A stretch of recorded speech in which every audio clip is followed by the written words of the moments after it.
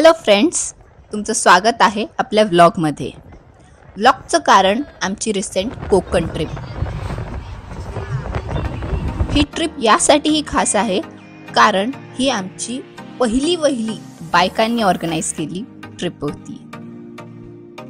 आम्ही सुरुवात केली पुण्यापासून ते महाडच्या चौदार तळेकडे. या तळ्याचं महत्त्व असं की 20 मार्च 1927 रोजी बाबासाहेब आंबेडकरांनी अस्पृश्यांना याचे पाणी पिता यावे यासाठी ते सत्याग्रह केला होता.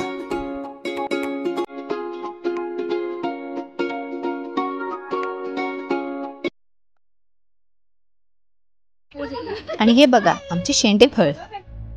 आमचा सेकंड स्टॉप होता हरिहरेश्वर स्थित अलाइव्ह रिसॉर्ट, जिथे आम्ही थांबलो होतो. बीच पासून अगदीच 5 मिनिटाच्या अंतरावर हा निसर्गरम्य असा रिसॉर्ट आहे. खूप सुंदर इथे कॉटेजेस आम्ही घेतले होते.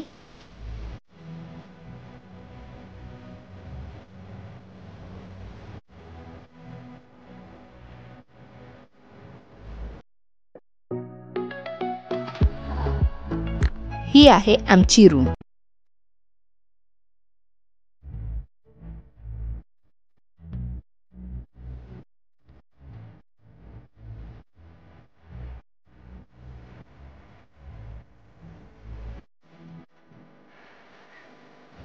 तर हे बघा आमच्या ट्रिपमधलं सर्वात ॲक्टिव्ह आणि सर्वात आनंदी व्यक्तिमत्व.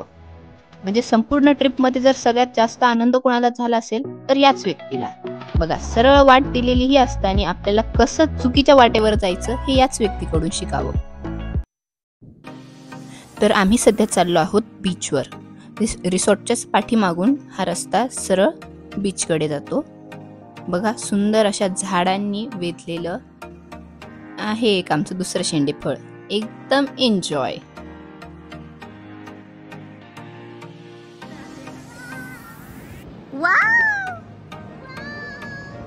तर तुम्ही बघू शकता हा रस्ता इकडून रिसॉर्टकडून बीचकडे यायचा.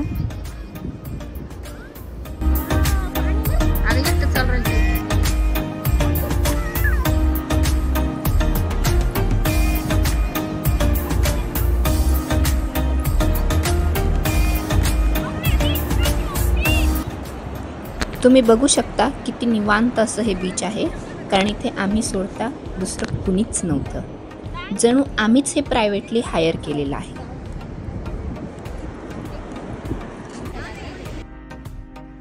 जसं मी ऑलरेडी सांगितलंय की इथे बाकी कुणीच नव्हतं आम्ही सोडता, त्यामुळे आम्ही पाण्याचा मनसोक्त आनंद घेतला इथे. आणि ही आहे आमची गर्ल गँग.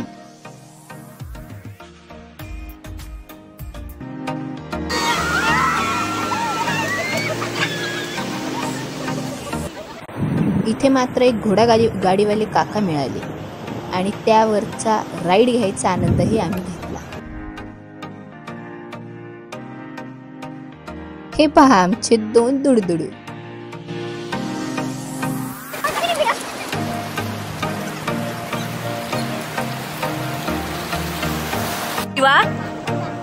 तस्मै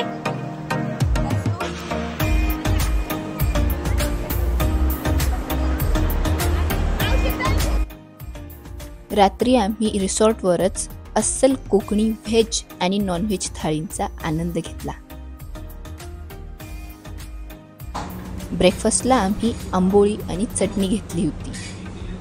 हा आहे आमच्या प्रवासाचा दुसरा दिवस आणि आता आम्ही निघालो आहोत हरिहरेश्वर मंदिराकडे. रिसॉर्टपासून अगदी 1 किलोमीटरच्या अंतरावर हे मंदिर आहे.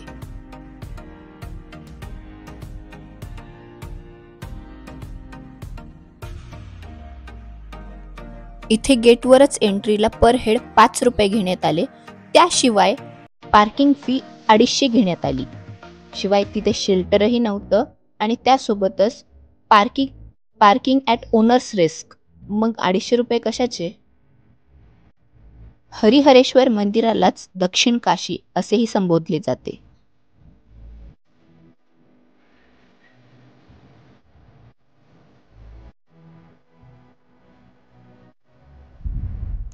तिथून आम्ही निघालो पालीच्या बल्लाळेश्वर मंदिराकडे.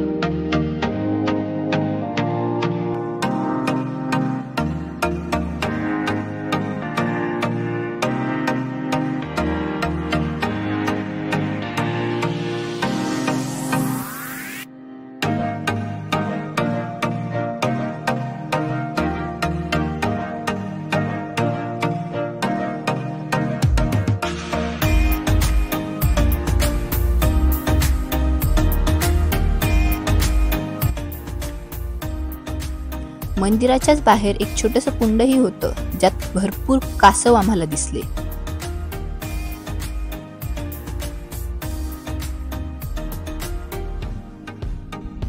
मंदिराच्याच बाहेर सुखसागर नावाच्या हॉटेलमध्ये आम्ही जेवणाचाही आस्वाद घेतला. तिकडून आम्ही निघालो महडच्या गणपतीकडे.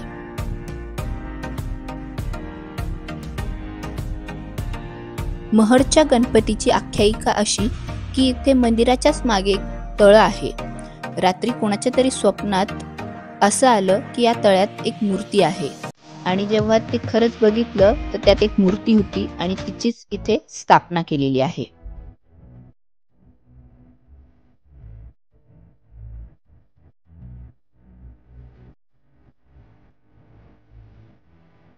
त्याच मंदिरात हे एक शिवलिंगही होतं.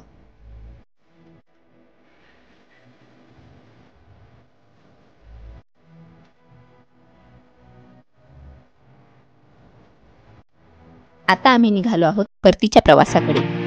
Next stop Mapro garden.